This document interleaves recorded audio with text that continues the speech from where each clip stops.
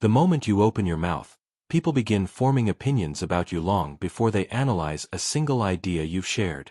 They notice the slight shake in your voice, the rushed pace of your words, the way your sentences trail off as if you're asking for permission instead of expressing a thought. Maybe you've experienced that strange contradiction yourself. You know exactly what you want to say. You rehearsed it in your mind. It sounded intelligent while you were alone. But then someone looked at you, perhaps in a meeting, during an interview, or while introducing yourself to a group, and suddenly your voice betrayed you. It became thinner, faster, quieter, or uncertain. You walked away thinking, why do I always sound nervous even when I know what I'm talking about? Here's the surprising truth. Most people don't sound nervous because they lack confidence. They sound nervous because their body has learned to protect them from judgment. Once you understand that, everything changes. And if you're someone who enjoys learning practical lessons on confidence, leadership, psychology, communication, and personal development, consider subscribing so you never miss future audiobook-style guides designed to help you become a stronger communicator and a more influential person. Now let's uncover why your voice changes under pressure, and more importantly, how to take control of it. Imagine two people delivering the exact same sentence. Both say, "I believe this is the right decision." One immediately sounds trustworthy. The other sounds hesitant. The words are identical, yet the impression they leave couldn't be more different. Why? Because communication has never been just about vocabulary.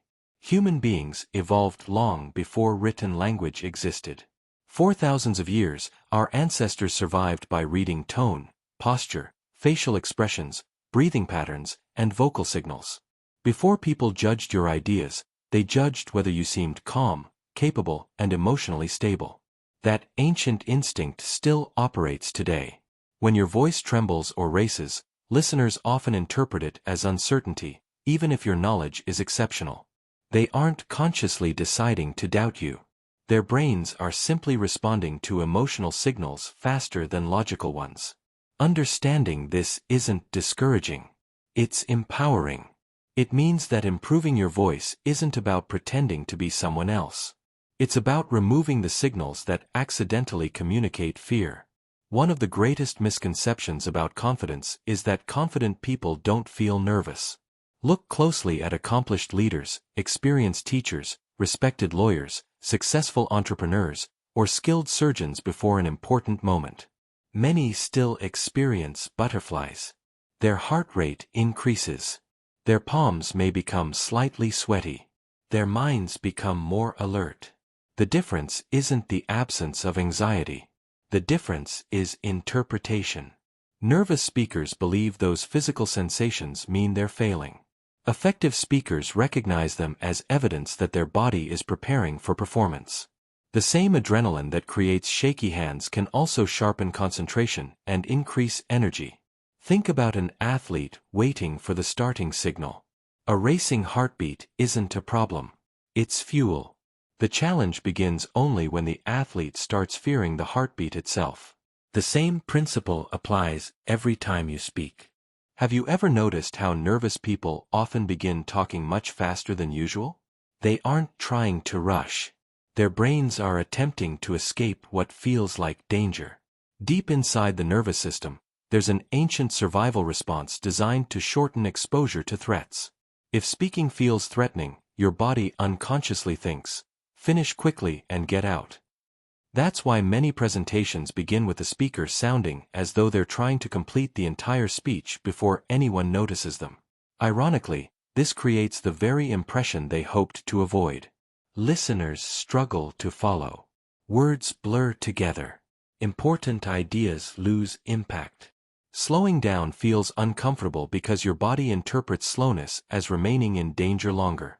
Yet psychologically, slowing down sends an entirely different message, not only to your audience but to your own brain.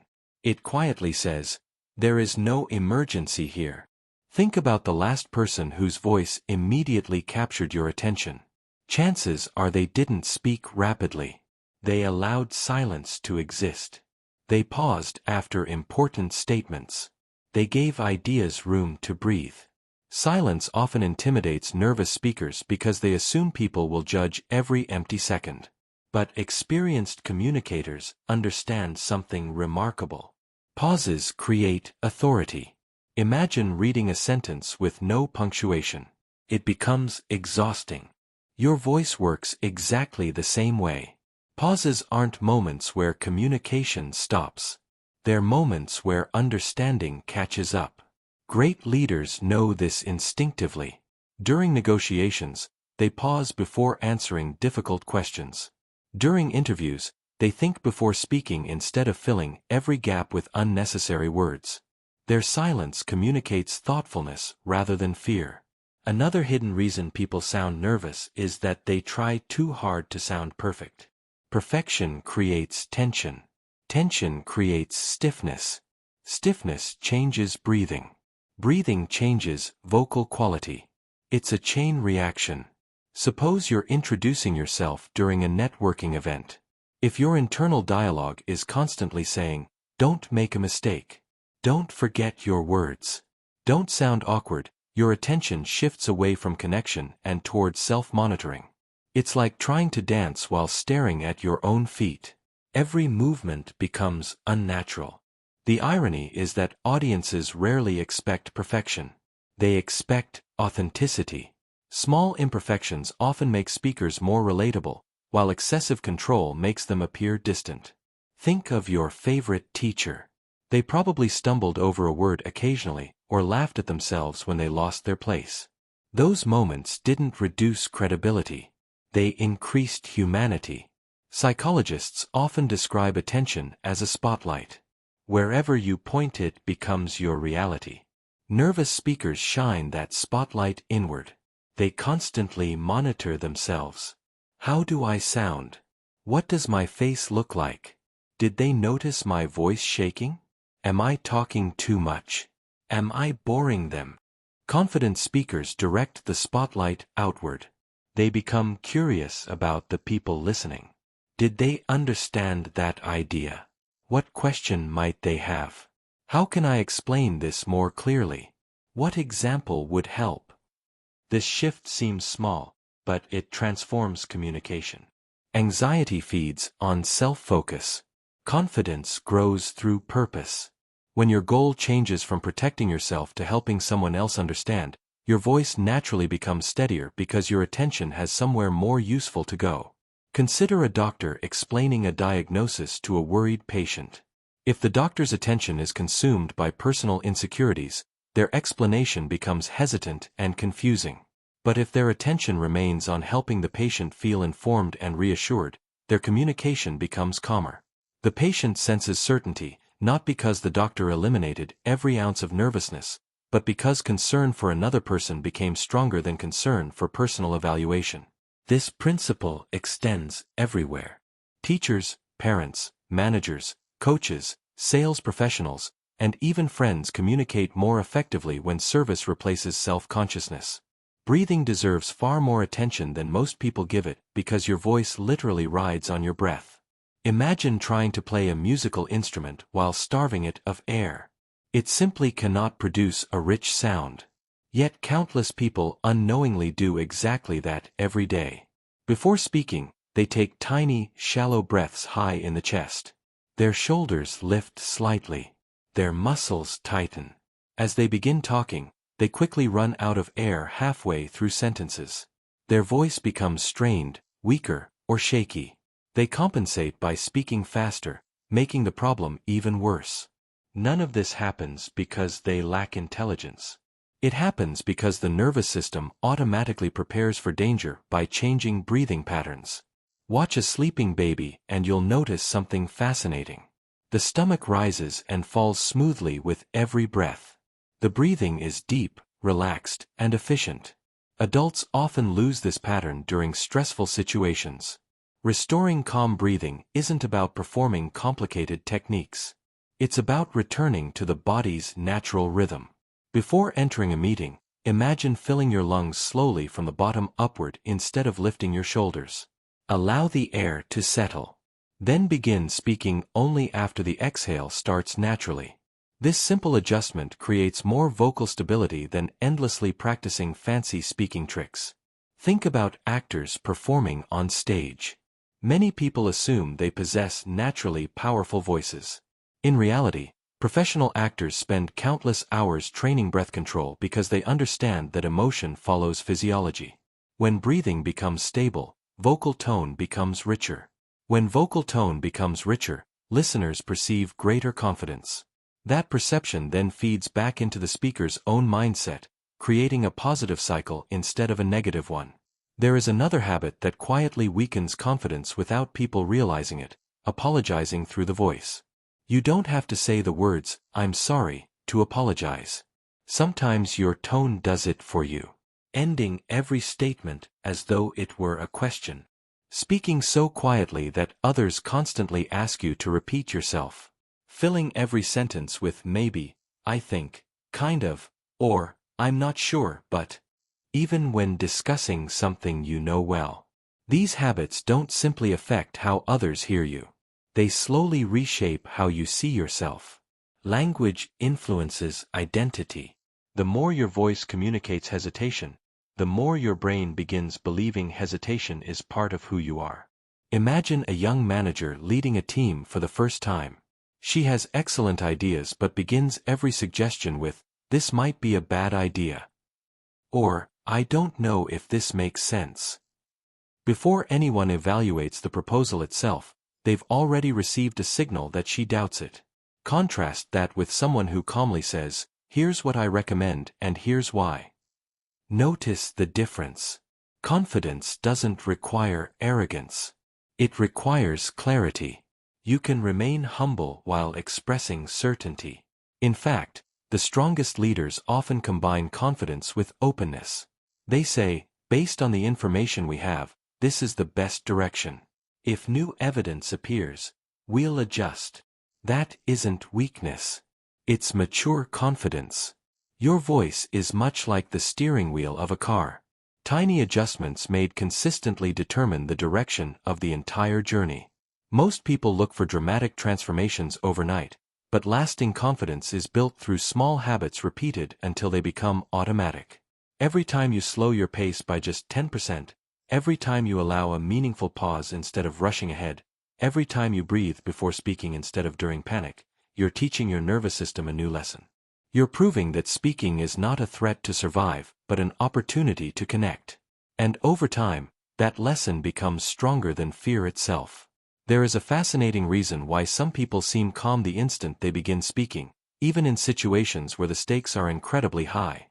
It has very little to do with natural talent and almost everything to do with familiarity. Your brain is constantly making predictions.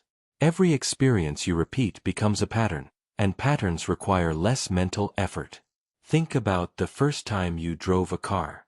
You probably checked every mirror twice, thought carefully about every movement, and felt mentally exhausted after a short drive. Years later, many experienced drivers can navigate familiar roads while holding a conversation because the actions have become automatic.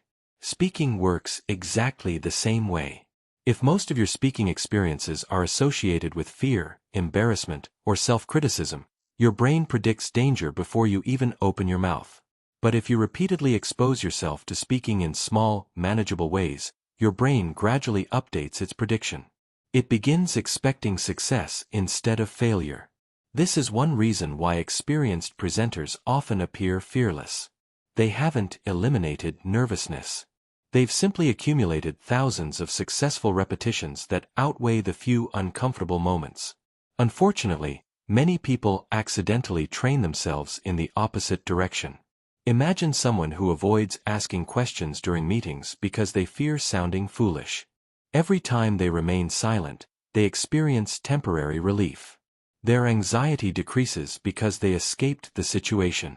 The brain rewards that relief and quietly learns an important lesson. Staying silent keeps you safe. The next meeting becomes even harder because avoidance has strengthened the fear. This cycle continues until speaking feels like climbing a mountain. Confidence is not lost overnight. It disappears one avoided opportunity at a time. The encouraging news is that the reverse is equally true. Every small act of speaking, no matter how imperfect, weakens fear and strengthens confidence.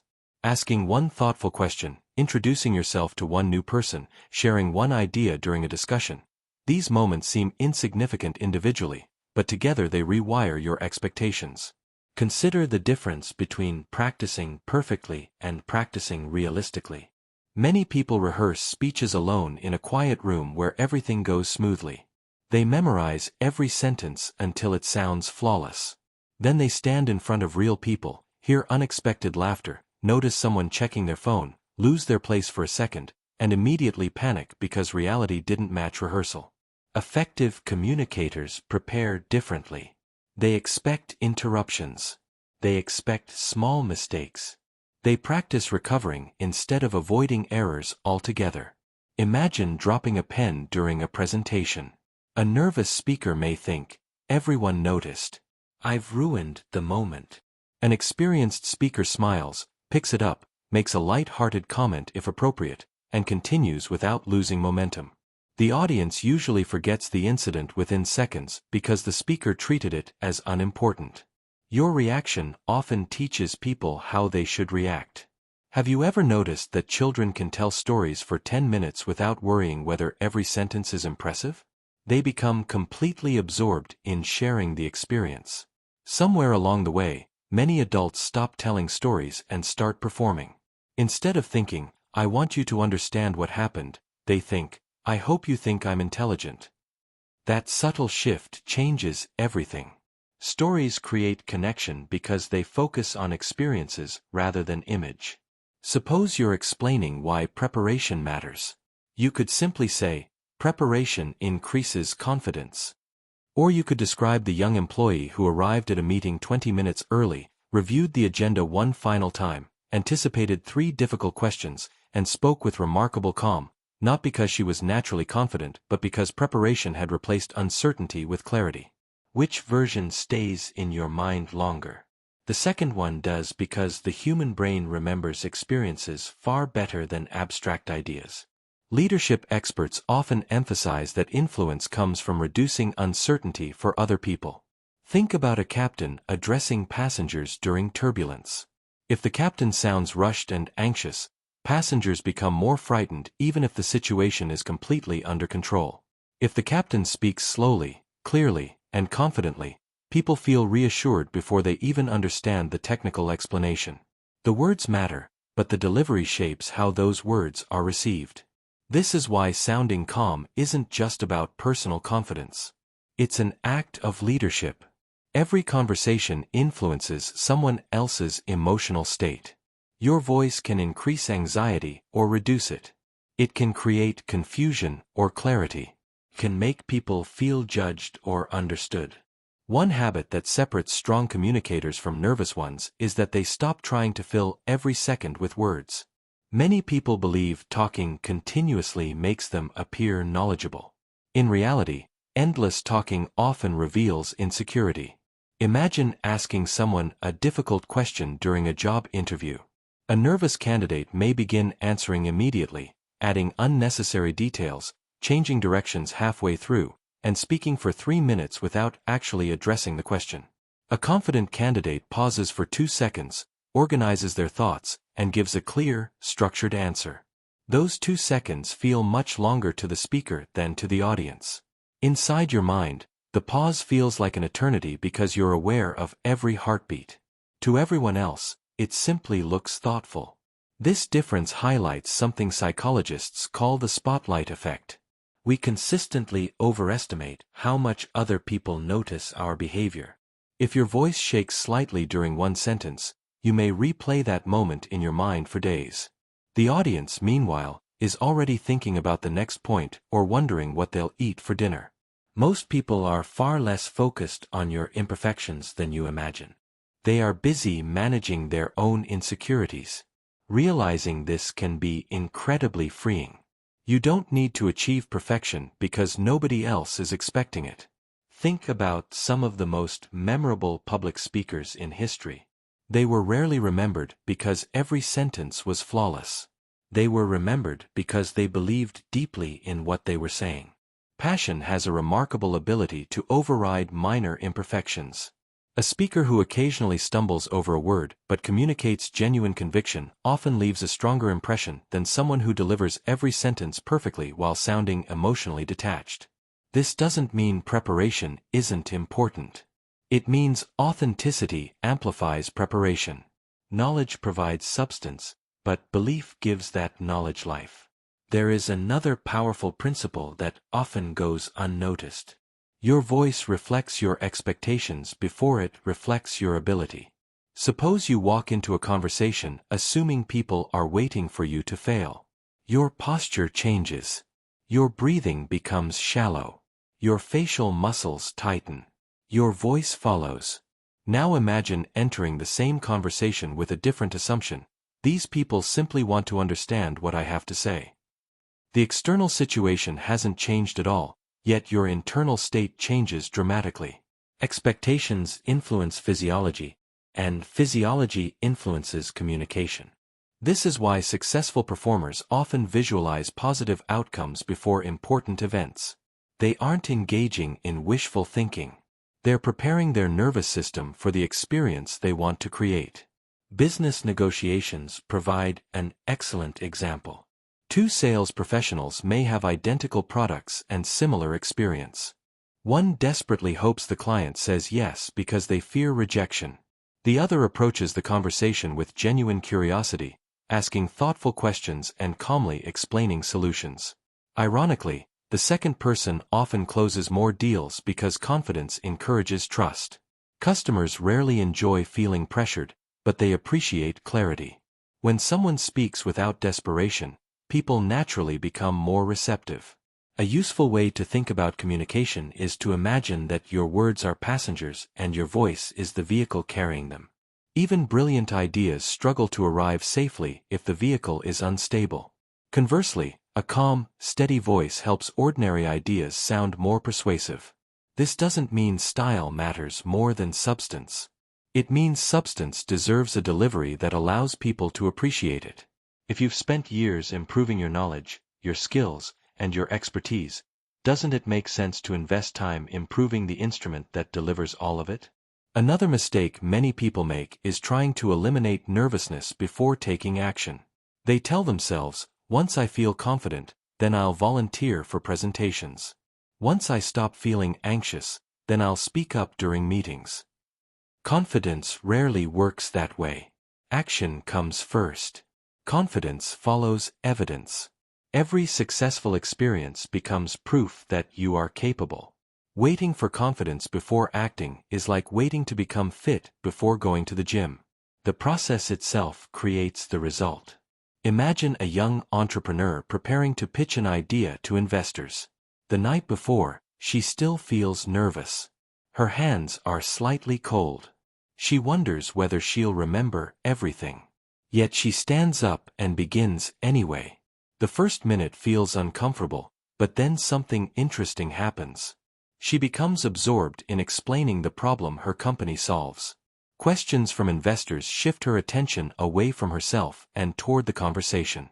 By the end of the meeting, she sounds far more confident than she felt at the beginning. What changed? Not her personality. Her focus. She stopped monitoring herself and started engaging with others. This reveals an important truth about confidence. It is often a consequence of involvement. When musicians lose themselves in the music, they stop worrying about the audience.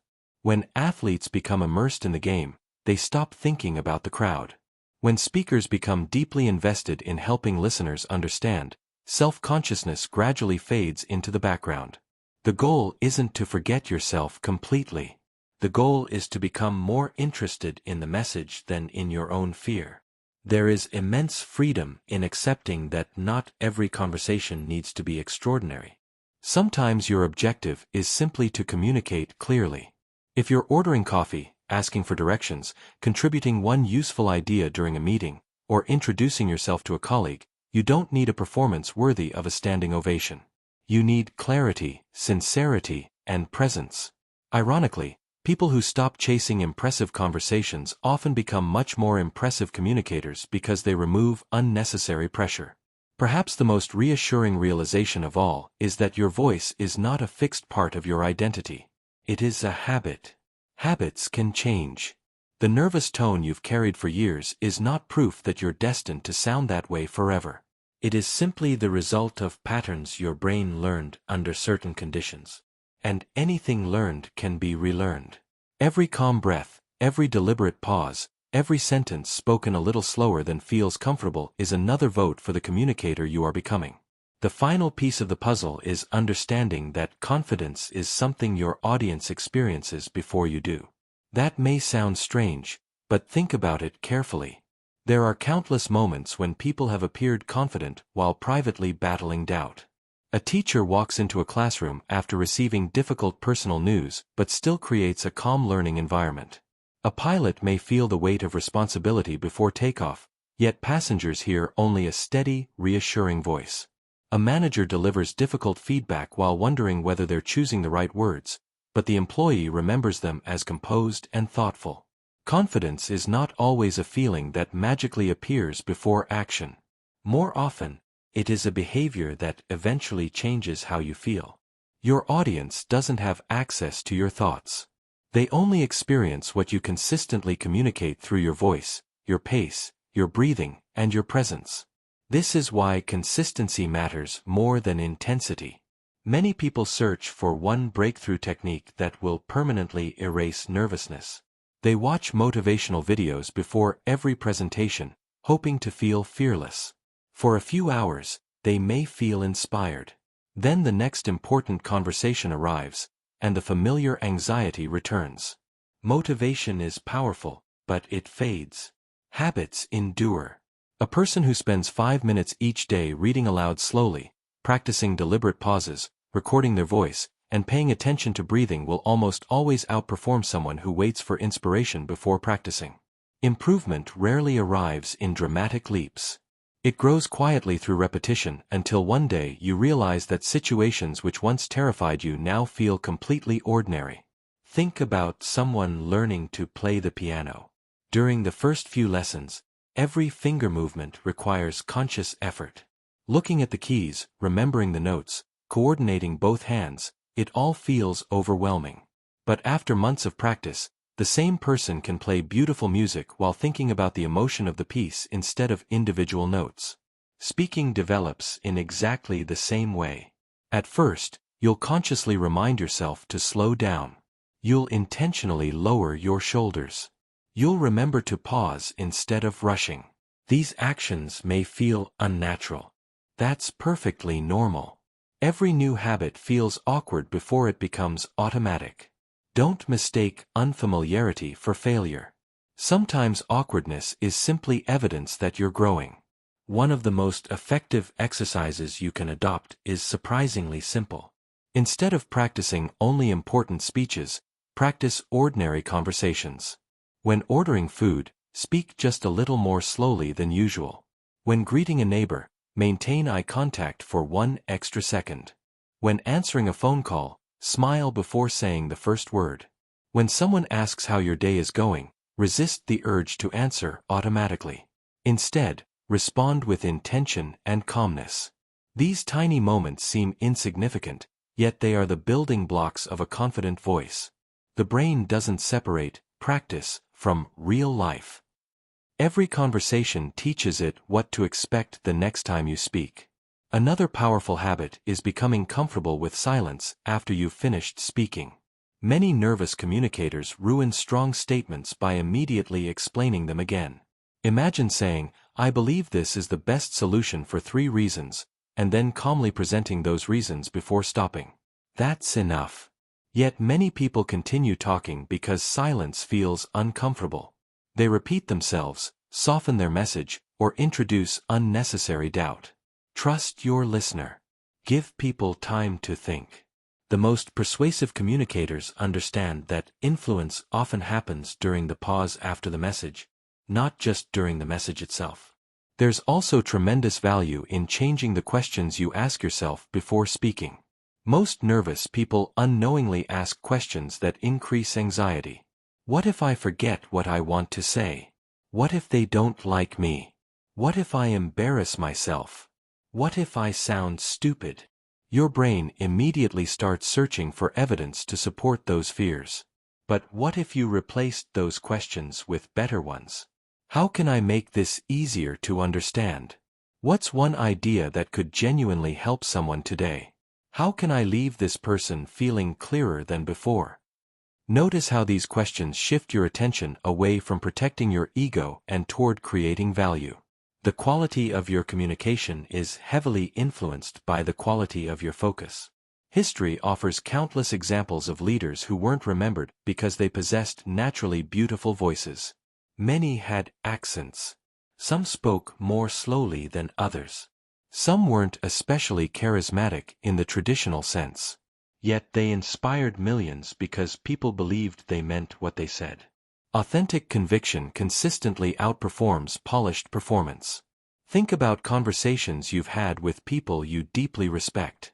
Chances are you remember how they made you feel more than the exact words they used. Their calmness gave you confidence. Their clarity reduced your confusion. Their presence made you feel heard. Those qualities are available to anyone willing to develop them. There is another misconception worth abandoning forever: the belief that confidence means speaking loudly. Loudness and confidence are not the same thing. Some of the strongest communicators speak with remarkable gentleness. They don't dominate conversations. They don't interrupt people to prove authority. Instead, they choose their words carefully, speak with purpose, and allow their calmness to command attention. Real confidence doesn't compete for the room. It quietly earns it. When someone truly believes in what they're saying, they don't need to force people to listen. Their steadiness naturally draws attention. It's also important to recognize that sounding calm doesn't mean becoming emotionally flat. Some people misunderstand confidence and begin speaking in a monotone voice, believing that showing emotion makes them appear weak. In reality, emotion gives communication life. Imagine hearing someone describe the happiest day of their life without changing their tone at all. It would feel unnatural. The goal isn't to eliminate emotion. The goal is to remove unnecessary fear so your genuine personality can emerge. Confidence doesn't erase enthusiasm, humor, compassion, or excitement. It simply allows those qualities to appear without being overshadowed by anxiety. As your communication improves, something unexpected begins to happen. The benefits extend far beyond speaking itself. You become more willing to share ideas at work because you trust yourself to express them clearly. You build stronger relationships because conversations become more relaxed and genuine. You perform better during interviews because your voice reflects the knowledge you already possess. You become more persuasive because people focus on your message instead of being distracted by signs of uncertainty. Most importantly, you stop carrying the exhausting mental burden of constantly judging yourself. Speaking becomes less about surviving and more about connecting. Imagine yourself a year from now, if you consistently practiced the principles you've learned. You walk into a meeting, not because every trace of nervousness has disappeared, but because you know it no longer controls your voice. Someone asks you an unexpected question. Instead of panicking, you pause, think, and answer thoughtfully. During a family gathering, you tell a story without rushing to the ending.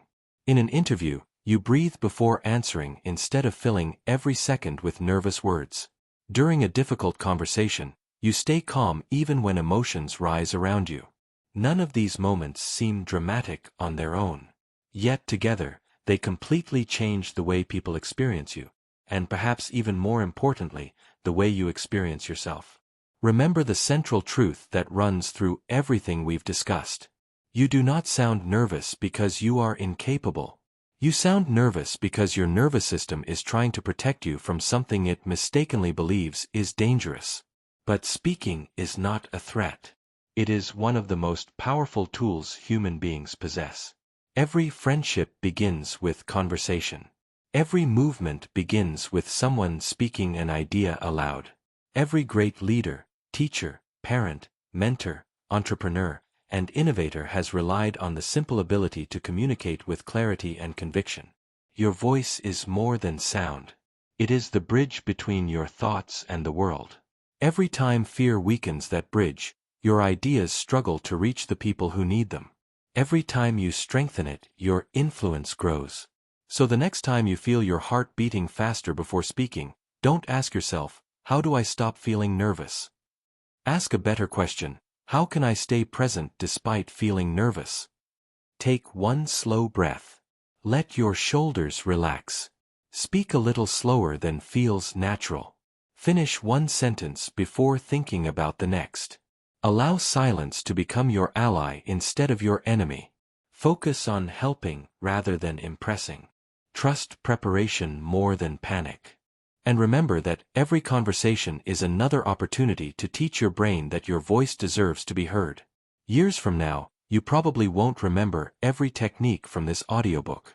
You won't recall every analogy or every example. But if you remember just one lesson, let it be this. Confidence is not the absence of nervousness.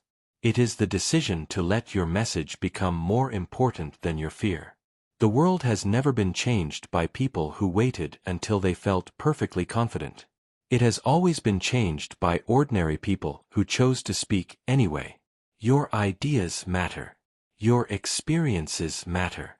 Your perspective matters. And somewhere, someone may one day need to hear exactly what only you can say. When that moment arrives, don't let nervousness speak louder than you do. Let your voice carry your ideas with calmness, clarity, and quiet strength. Because the goal was never to sound fearless. The goal was to sound like yourself, at your very best.